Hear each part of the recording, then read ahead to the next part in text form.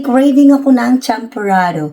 So, gagawa tayo. Tara, gagawa. Yung 2 cup na gluten rice. Hinugasan na natin siya ng 2 bises. Lagyan natin siya ng tubig ng 8 cups na tubig. 2, 3, 4, 5, 6, 7, 8. Open natin ang ating kalan. Tin siya muna. Guys, luto ng ating rice na gluten rice. So meron tayong kakao. Nawin natin at lagyan natin siya ng tubig. Natin siya ng mainit na tubig. Lagyan na natin sa ating gluten rice. Sit muna natin. Haluin ang haluin. Meron tayong brown sugar. Meron tayong 1 cup na coconut milk. So, ating champurrado. Na-relate nyo guys.